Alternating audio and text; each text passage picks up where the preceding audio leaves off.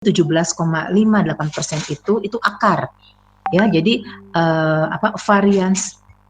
standar deviasi itu akar dari varians. Jadi kalau kalian misalnya, saya buktikan dulu ya, kalau kalian misalnya mengakarkan varians, itu sebesar standar deviasi.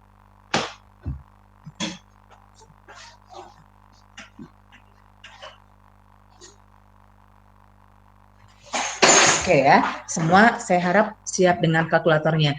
Coba kalau misalnya kalian akarkan ya 0,0309 terus diakarkan. Oke ya. Jadi sama dengan 0,0309 kemudian diakarkan.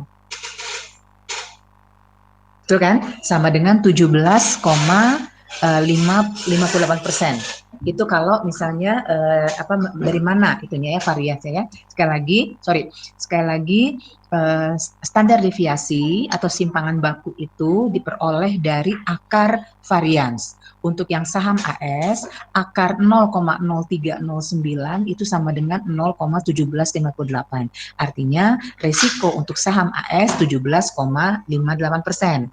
Pun sama untuk yang saham BS. Returnnya return yang diharapkannya expected returnnya adalah sebesar 9,5%. Sementara variansnya 0,0257. Diakarkan akar dari 0,0257 sama dengan 0,1604 atau sama dengan 16,04%. Oke. Sampai sini bagaimana? Ada pertanyaan? Untuk yang soal A dulu. Bisa dipahami itu?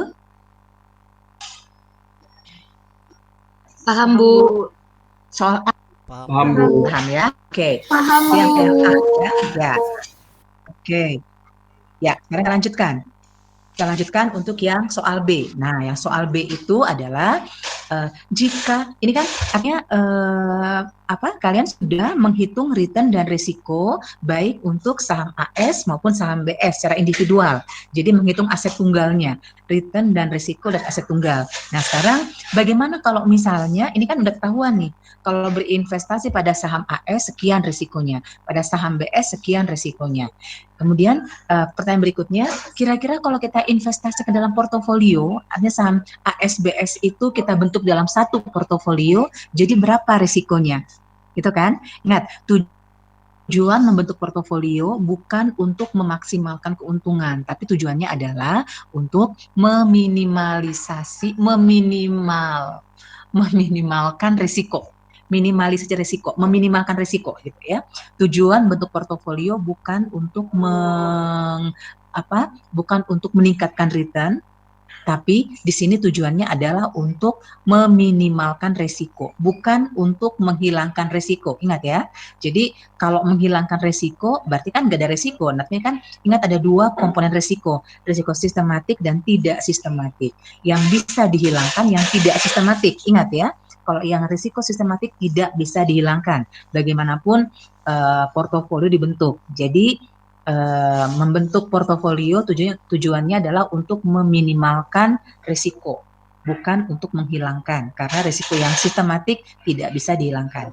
Nah, sekarang kalau udah tahu nih, kalau kita menghitung berinvestasi pada saham AS sekian risikonya, saham BS sekian risikonya. Nah, sekarang kalau misalnya kita bentuk portofolio, kedua saham tersebut kita bentuk dalam satu portofolio, pertanyaannya kira-kira berapa dana yang harus diinvestasikan agar risiko portofolionya minimum, gitu ya.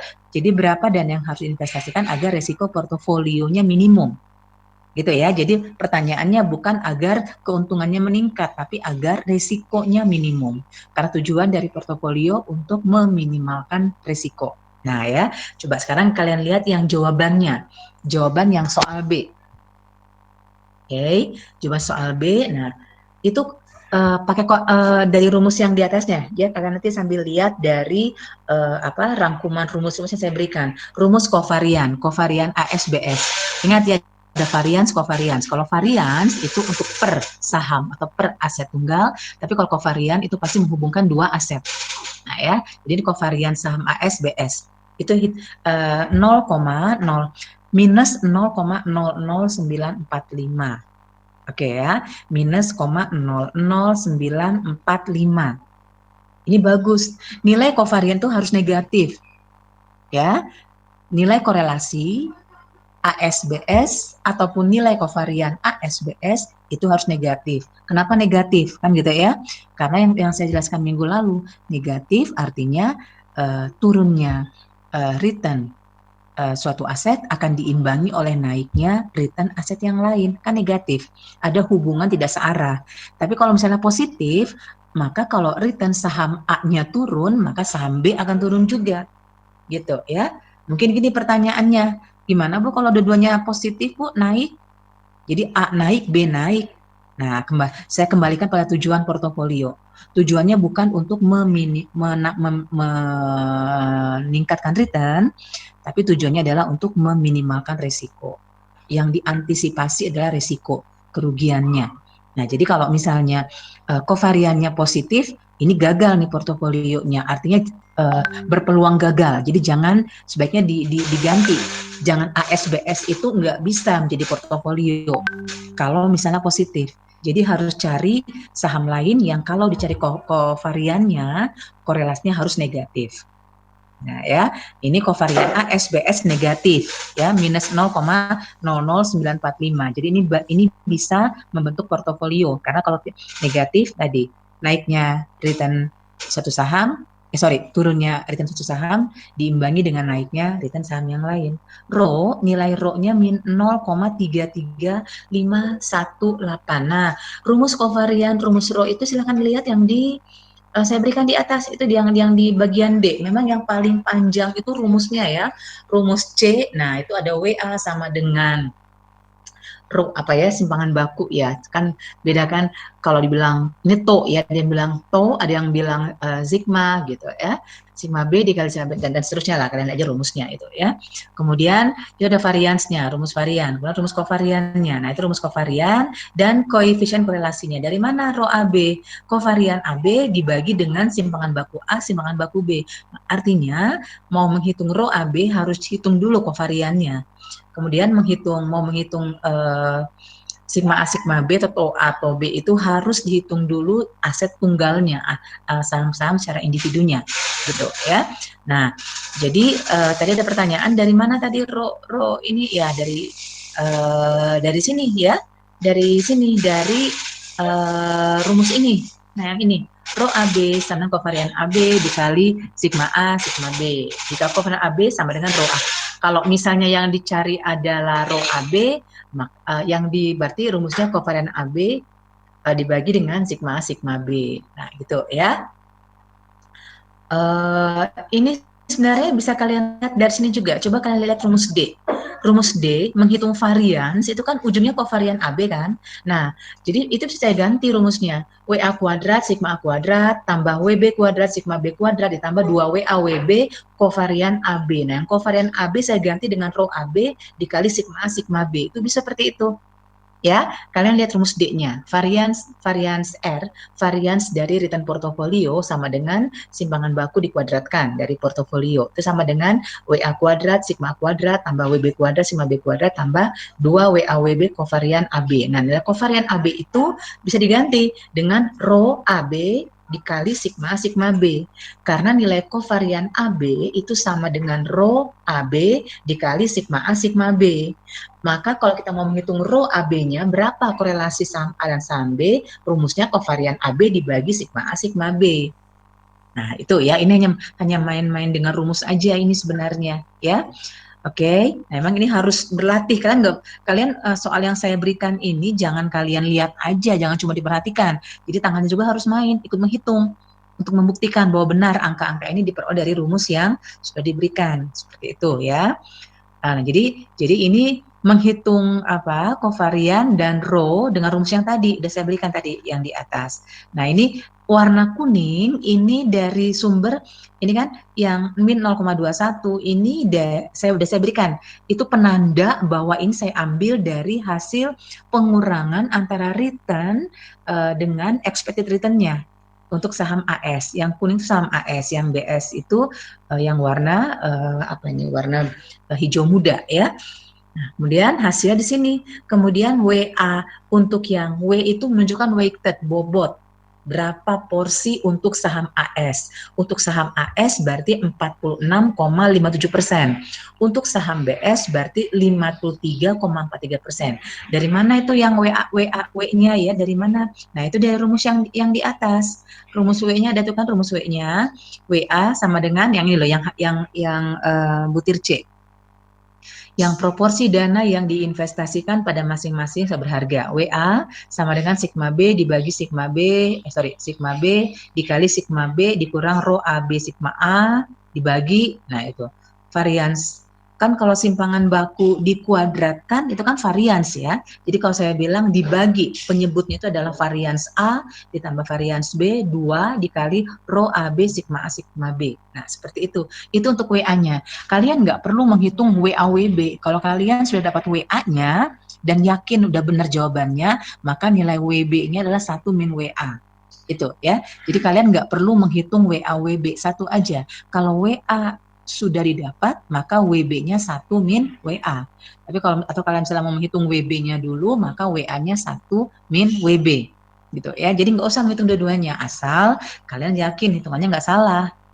Gitu ya. Nah, kemudian itu untuk menghitung WA WB-nya.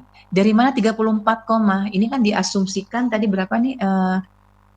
75 juta ya. Nilai investasinya 75 juta, berarti 46,57% dari 75 juta sebesar 34.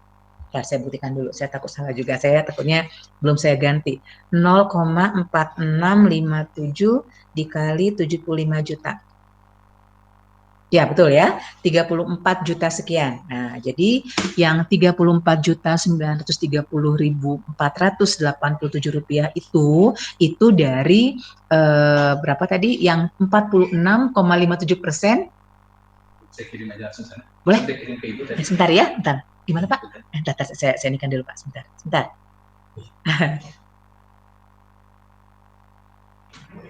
Gak apa-apa. Udah saya WA Ibu. Mungkin Ibu mau cek lagi atau gimana? Oh, udah langsung aja Pak. Langsung aja. Jadi di satu file itu ada PKRA yang Ibu bikin, terus di sheet keduanya isi lampiran gitu. Boleh, itu aja Pak. Dan langsung ke fakultas. Grup pimpinan. Oh iya, gitu aja Pak. Iya, okay. Paling nggak udah kita kirim dulu, paling nggak gitu. Oh iya.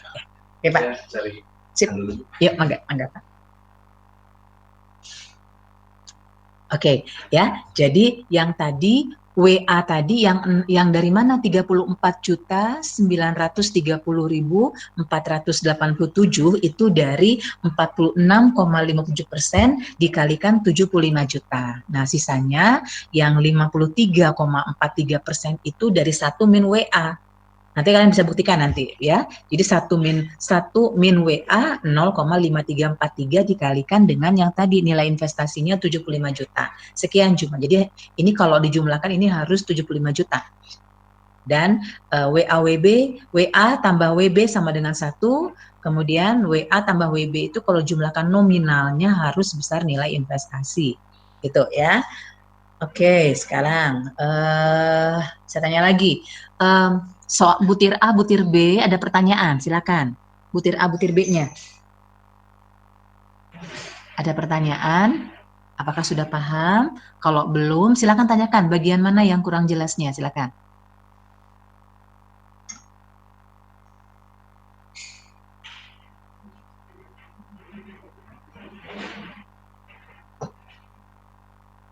Butir B, ada pertanyaan? Atau masih sedang dihitung-hitung? Bu, mau tanya yang butir B, Bu.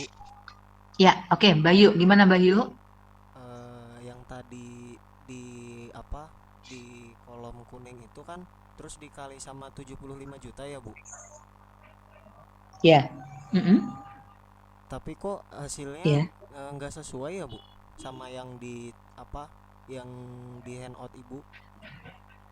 Coba ya kalikan 75 juta dikali, tadi udah saya hitung sama tadi. Coba 75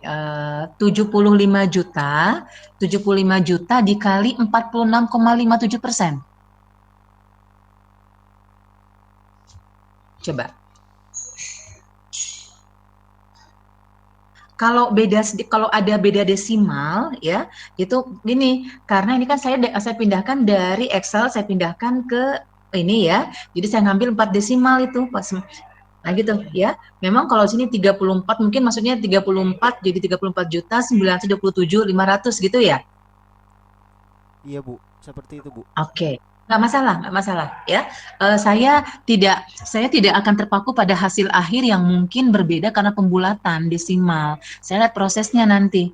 Kalau sudah betul prosesnya, yang penting konsisten. Kalau ngambil 4, ini pun saya ada yang belum ya. Kalau saya menyarankan kalau untuk nanti persentasenya untuk desimalnya ambil itu 4 desimal supaya nanti kalau dibulatkan di persen jadi masih ada 2 desimal, misalnya 46,57 gitu ya. Nah, kalau misalnya kalian menghitungnya misalnya 34 juta 9 itu nggak masalah. Kan kalau saya ini kan saya pindahkan dari Excel jadi angka sekian, ini tadinya ini kan banyak ini desimalnya 6 desimal. Jadi yang muncul 34 sekian. Tapi kalau misalnya kalian ambil langsung 46,57% dikalikan dengan 75 juta sekian hasilnya nggak masalah. Yang penting hasil akhirnya harus besar 75 juta. Gitu, siapa Bayu ya? Oh iya Bu, makasih Bu. Ya, oke ya, enggak. Yang lain silakan. Yuk, enggak. Silakan, yang lain. Saya masih tunggu pertanyaan untuk butir A, butir B. Soal A, soal B. Silakan.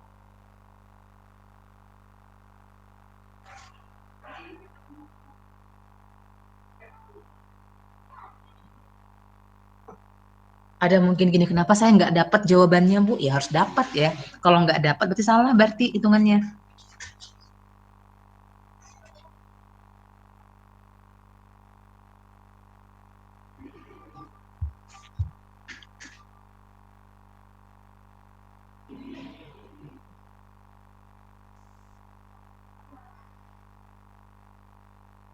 Bagaimana? Apakah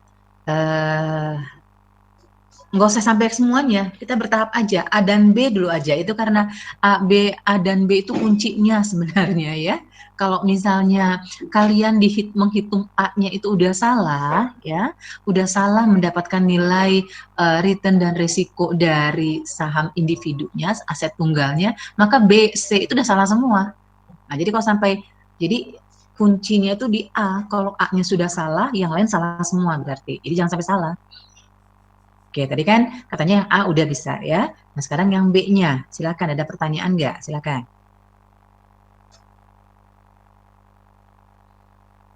Masih ada waktu ya, jam di sini 11.40 sekarang. Oke, masih ada waktu. Silakan. Saya tunggu pertanyaannya. Kalau enggak nanti lanjut berarti ke C.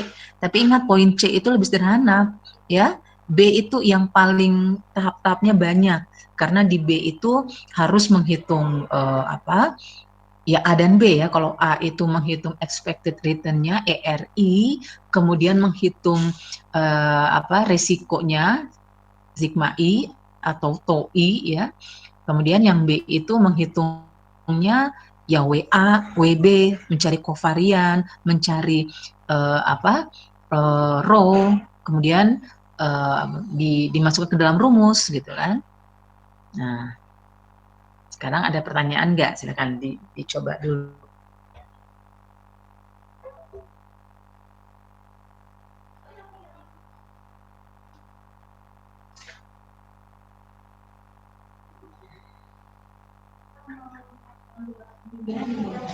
Ini formulir di sini ada.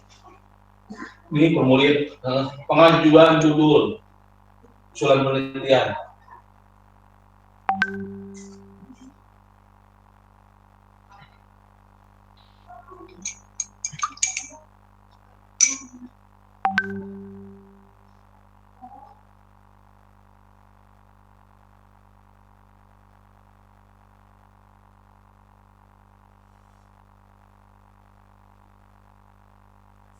Ngantuk Hyung.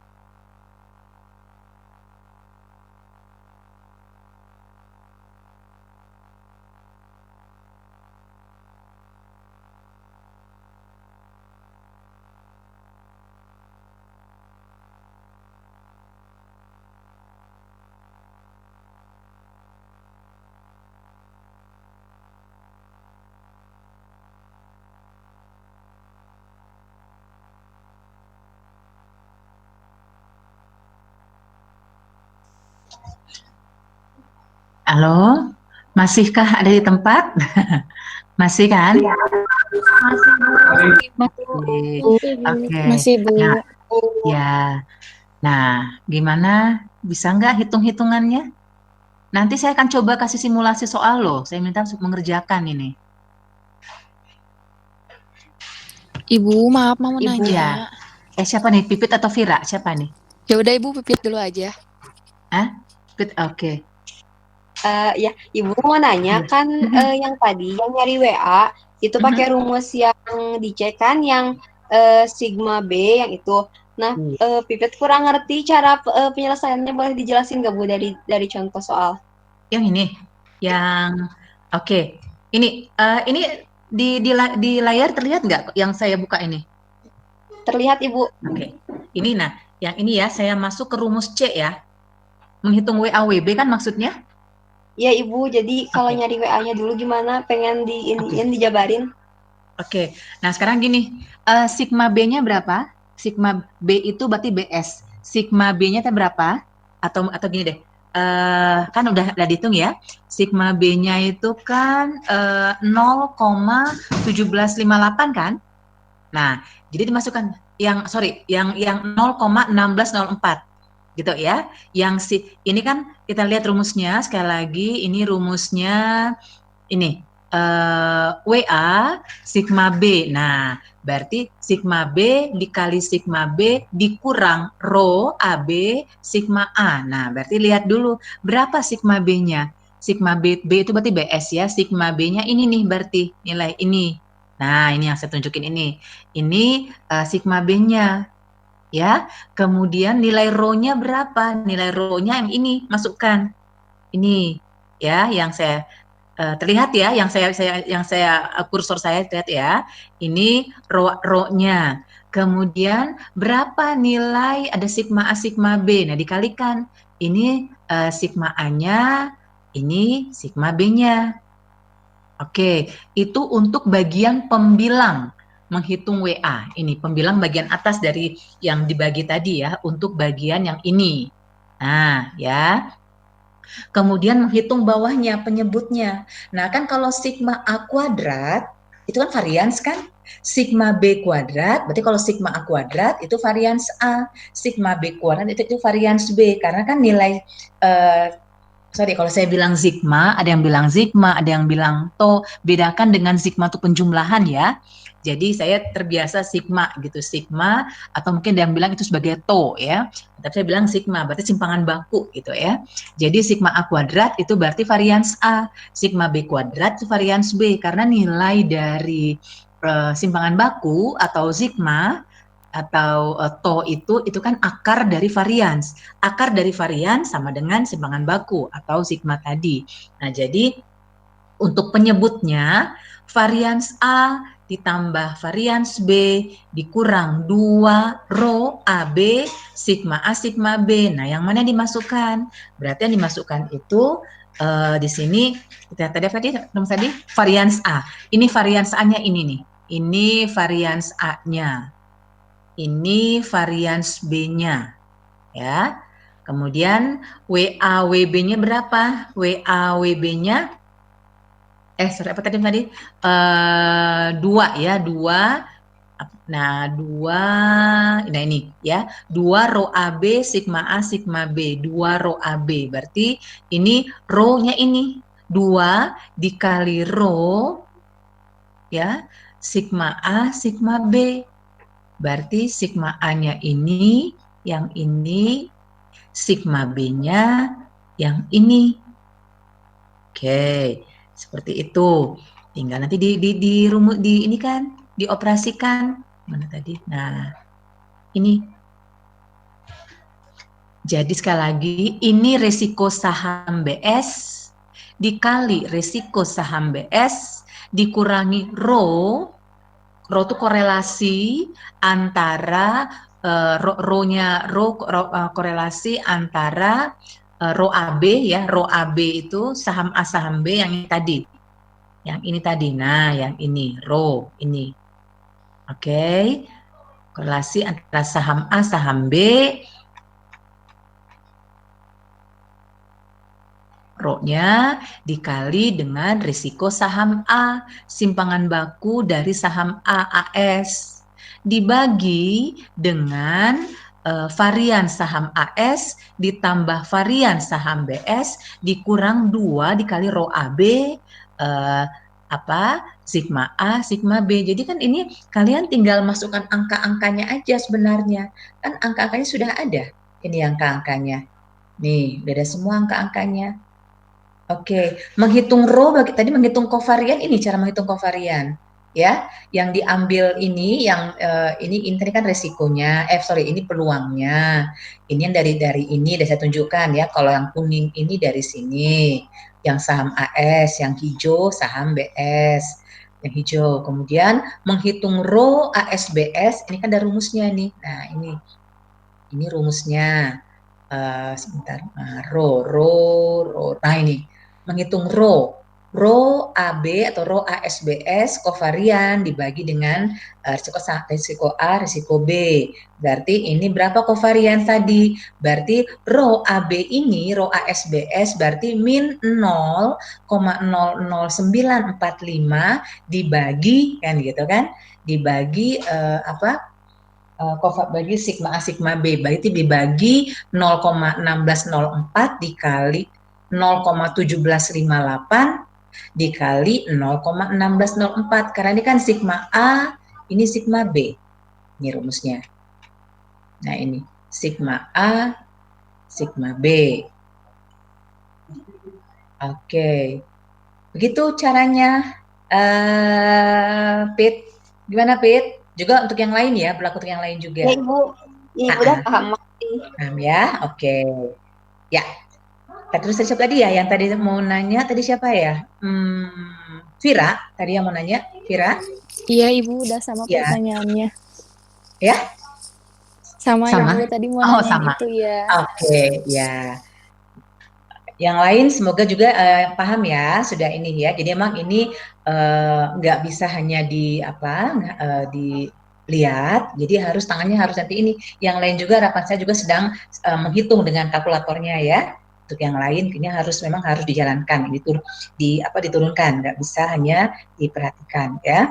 Nah, kemudian untuk yang masih terlihat di layarnya kan? Masih terlihat layarnya. Oke. Nah, ya, sekarang bagian C. Tadi kan pertanyaan A-nya, hitung return dan resiko baik untuk saham AS ya, dan juga untuk saham BS. Jadi menghitung return dan resiko AS berapa? Tadi udah. Menghitung return dan resiko BS udah tadi dari tabel tadi ya. Kemudian yang butir yang B menanyakan, kalau misalnya ASBS itu dibentuk dalam satu portofolio, jadi satu portofolio terdiri atas saham AS dan BS. Nah, berapa WA ya? Berapa persen dana investasi yang akan dialokasikan ke saham AS, berapa ke saham BS? Setelah kita uraikan tadi, diperoleh hasil untuk saham AS itu 46,57% atau sekitar 34 juta sekian. Untuk yang saham BS-nya lebih tinggi nih berarti, yaitu 53,43%. Berarti sekitar 40 juta sekian gitu ya. Nah, berarti itu jawaban untuk pertanyaan berapa dana yang harus diinvestasikan. Kemudian pertanyaan berikutnya, nah ini yang C ini sudah pertanyaan portofolio nih. Yang C-nya berapa ya? Berapa return yang diharapkan dari portofolio berikut investasinya. Nah, gitu ya. Nah, sekarang dilihat ERP-nya di berapa? Kan rumus expected return portofolionya adalah ini kan rumusnya. Nah, tadi ya. Nah, ini yang rumus B. Nah, kalian pakai rumus B itu, return expected-nya. Berarti WA ERP sama dengan WA dikali ERA tambah WB ERB. Tadi kan udah dapat tadi WA-nya kan. WA-nya itu 0,4657, WB-nya 0,5343. Sementara berapa ERA-nya? ERA-nya expected return saham AS-nya ini yang 0,11. Ya, 0,11 itu adalah ERA atau ERAS. expected return untuk saham A 0,11. Sedangkan yang ERB-nya atau expected return saham BS-nya 0,095. Jadi kalian tinggal masukkan angkanya ke rumus yang B tadi. Ini WA-nya diketahui berapa, WB-nya berapa, ERA-nya dari yang di tabel.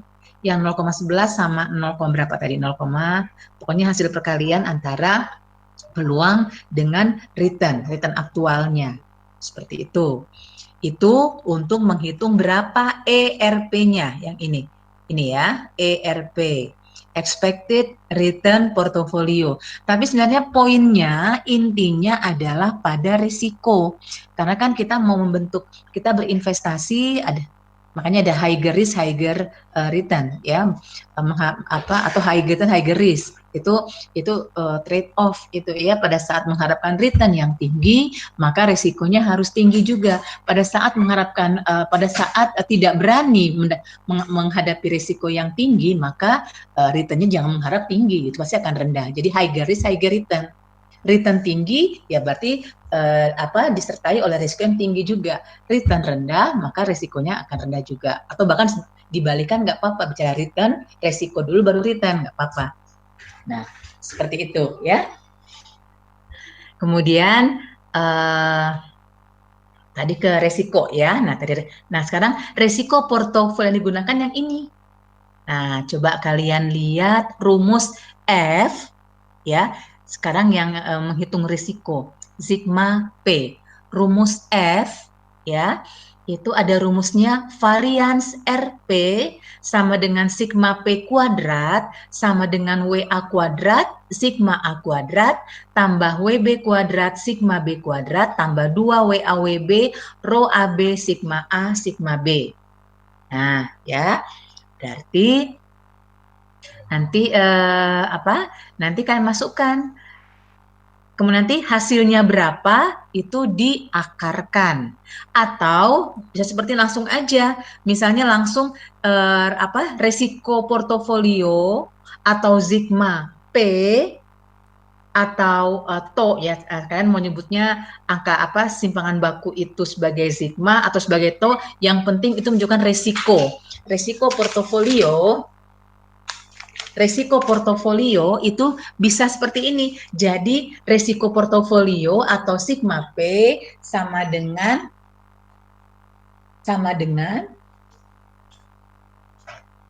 akar resiko P sama dengan akar gitu ya. Jadi sigma P atau TO P sama dengan akar WA kuadrat sigma A kuadrat tambah WB kuadrat sigma B kuadrat tambah 2 WA WB rho AB sigma A sigma B, atau rho AB sigma A sigma B itu saya ganti dengan kovarian AB, sama aja ya, ingat ya, karena kovarian AB itu sama dengan rho AB dikali sigma A sigma B.